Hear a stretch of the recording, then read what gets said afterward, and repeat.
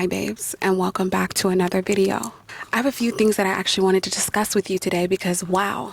Let's first discuss these kids. Here's what I'm going to say. I want to be straight up with you.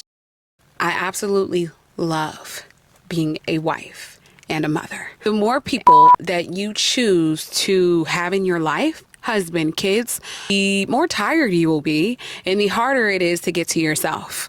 And that's okay. That truly is okay. The only thing about the kids is they don't give a damn if you give them your best or not. I guess nobody does, really. I guess nobody really cares if you give them your best or not. Like, people are naturally selfish. Do not get comfortable. The moment we get comfortable is when shit starts to look weird. Shit starts to look reckless. I really am right now catering to my postpartum body. I'm really being honest with myself. I realize that nobody's going to bail you out. I feel like prior to me having a baby, honey, I would have myself a little snacky snack at night, a little snack.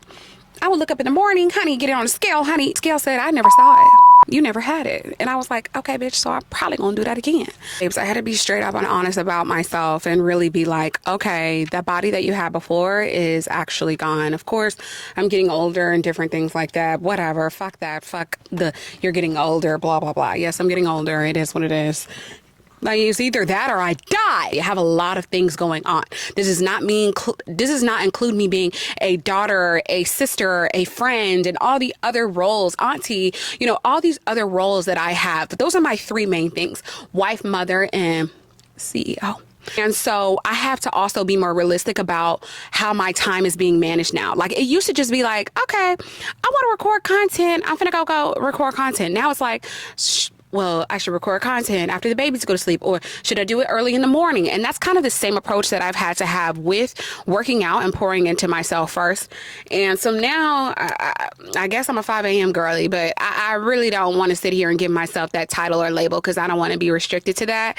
The thing is that I really can't get anything done when my kids are around. And also, I don't need to be doing that. When I am being a mom, I need to be a mom. When I'm being a wife, I need to be a wife. And when I'm like pouring into myself, I really need to make time to be into those lanes, like specifically, as best I can. So anyways, now I am waking up at 5:30 to run 3 times a week. If you want to be and lose the baby weight, you've got to get up and work harder than you ever have.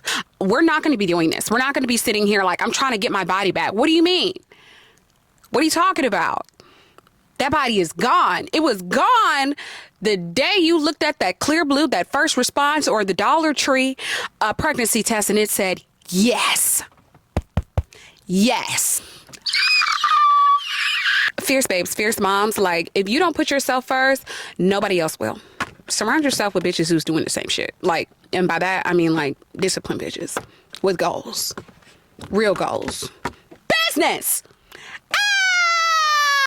That part where I said about being disciplined, it like feeds into more things than just yourself. Once you start, like, and agreed, once you start with yourself, you will find it a little bit easier to implement this. With the most important relationship that you should have is the relationship with yourself, because it sets a standard for all. And I do mean standard, not bare minimum. It means, like, if you allow the bare minimum from yourself, then you're going to allow the bare minimum from others. And I promise you that. How you approach one thing is how you approach most things. Most of my channel, most of my subscribers are women. So, babes, charge what you're worth. Charge what you're worth. And if they don't want to pay it, they don't want to pay it.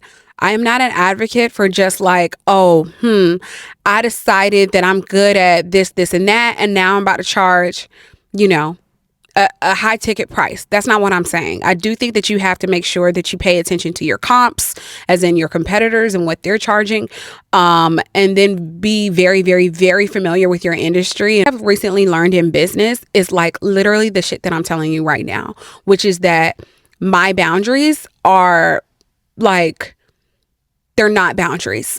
In some places, like, I will deal with a certain extent and then I'm like, no, too much. That's not a boundary. A boundary is, this is what I said, this is what I mean, and I'm not going to tolerate or sit here and accept anything other than that until you figure it out. And if you don't, fine. And there's no bad blood. What I realized in my business is because I didn't have that, I did not charge my worth. And then I also accepted clients that weren't my ideal client, I will say. And so now I'm dealing with like some additional things where like it's a reflection of not setting those boundaries. In business, babes, feel powerful in saying no. Mind you, in regards to business, my clients are super, super important. And I am trying every day to get better at marketing my product, letting potential clients know how I can help them grow their brands.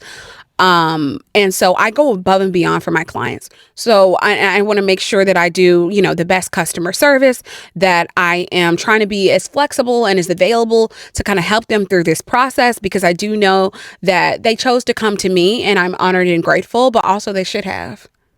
Period.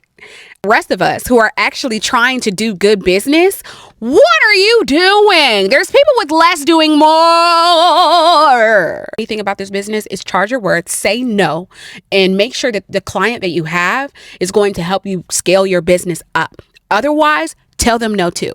No, babes, I don't feel like I'm ready to quit YouTube. I'm not gonna quit. I've come too far. Like, it took me like 3 years to get 1,000 subscribers. And I would just say that you have to be consistent. A schedule that you can commit to. So if it's once a week, make it once a week. If it's twice a week, make it twice a week. But don't do 1 week, and then you're gone for 3 weeks, and then you come back, and then you go, and then you come back. First of all, the algorithm is not going to be familiar with your content, not nearly enough, and neither is your audience. So I would say I saw the most significant amount of subscribers when I was most consistent. I saw a very, very big uptick when I did Vlogmas last year. I don't know if I'm going to do Vlogmas this year because it was still very hard, even though I did like the 8 days of Christmas. And I think I plan on doing 12 days of Christmas, and I did 8. Because you have to really have that content already recorded before the holiday season starts. Because just imagine like trying to record and then get gifts and then do all these different things. And I know that there are people that do it. I just haven't figured that out yet. Getting a little bit bored with my content, just a little bit. I've tried to like pull in the mommyhood. I've tried to pull in, like my day-to-day vlogs. I don't think day-to-day vlogs, like weekly vlogs, are truly for me because of the fact that when I originally started vlogging, like it was super, super, super intrusive, invasive to my personal life. And I'm, again, like, yes, I am a wife, mother, and CEO, but my business is never going to be something that I allow to come into the space and like fuck up what I've have, like fuck up my marriage. I can't have that.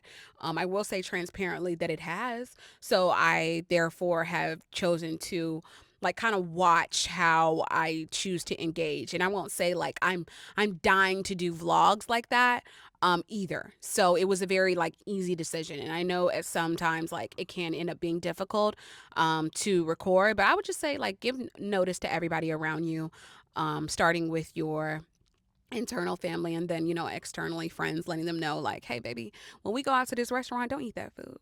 Don't pick that plate up because I'm going to be recording it. But anyways, yeah, I don't think weekly vlogs are for me. They don't really feel true and authentic to me. In my heart of hearts, I am a yapper, but I also don't know if I'm a podcaster, so I did have Fierce Chats Pod, which I really did enjoy. I also enjoyed having Fierce Chats, just like when we talk just like this within the vlog. So I don't know. I like my travel vlogs. I like my chit chats. I do feel like those are authentic and true, but I think I'm kind of like missing my why. My YouTube is supposed to be my community, my fierce babes and my fierce moms, where we sit here and discuss things that just are on the top of our mind. And then I also share kind of things that are going on in my day to day and how I'm approaching it. And I hope that it helps you. Yeah, I'm just like struggling with how I want to like frame myself up. So pray for me, girl. And that's all I have to say because it's starting to get hot out here and I'm quite hungry. Let me know what you think about this video. And then also let me know, like, are we enjoying vlogs? Like, let me know what you want. Are we enjoying vlogs? Do we want to chit chat? Do we want behind the scenes business of the SE agency and marketing? Do we want more mommy vlogs? Like, what do we want? What do we want to see? Help your girl out. Catch you in the next one. Bye.